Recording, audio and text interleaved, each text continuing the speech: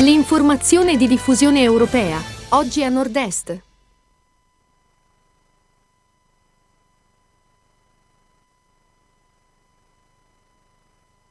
Ben ritrovati dalla redazione.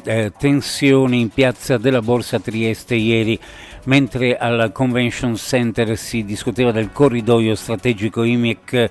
Un centinaio di manifestanti del comitato No IMEC ha presidiato il centro città denunciando il rischio di una militarizzazione dello scalo giuliano per il transito di armi.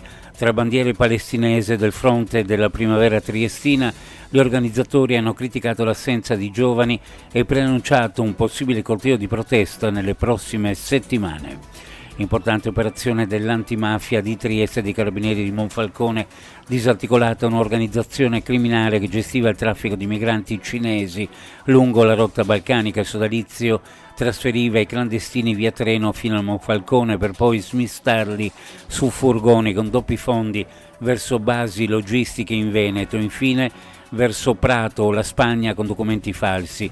L'indagine, partita nell'estate del 2025, ha portato a numerosi sequestri e arresti. Stop ai turisti del pieno in Slovenia. Il governo Golob sta studiando misure drastiche per proteggere le pompe di benzina nazionali dall'assalto di automobilisti italiani e austriaci. Tra le ipotesi al vaglio dei ministeri di economia e energia spuntano tetti massimi di litri per le targhe estere e corsie preferenziali per i residenti. Resta l'incognita a Bruxelles. Un provvedimento simile rischierebbe di violare le norme dell'Unione Europea sulla non discriminazione.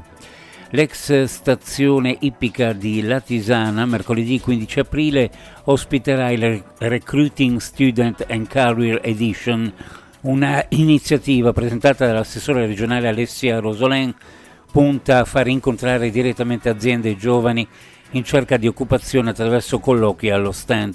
L'evento è promosso dalla Regione Friuli Venezia Giulia in collaborazione con l'Istituto Mattei e Manpower. Sport, cala il sipario sulla Champions League della pallacanestro Trieste, ma con un finale da incorniciare. I biancorossi di coach Taccetti battono i colossi spagnoli di Tenerife per 82-76, nonostante l'assenza dell'ultimo minuto di Toscano Anderson.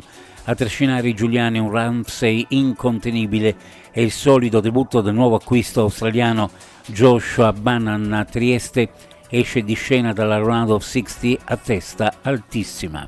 Chiudiamo con le previsioni meteorologiche per la giornata. Sulla nostra regione cielo nuvoloso coperto variabile in giornata, su pianura e costa borda da moderata sostenuta anche forte. A Trieste con raffiche intorno ai 110 km/h, in quota vento sostenuto da nord-est con possibili locali raffiche forti in qualche fondovalle e fascia pedemontana orientale.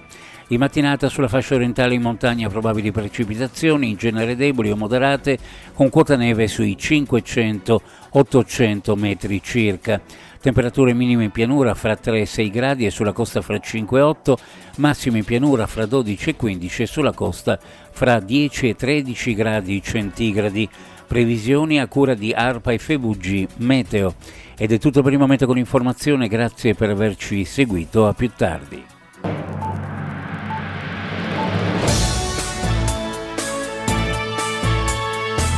L'informazione di diffusione europea, oggi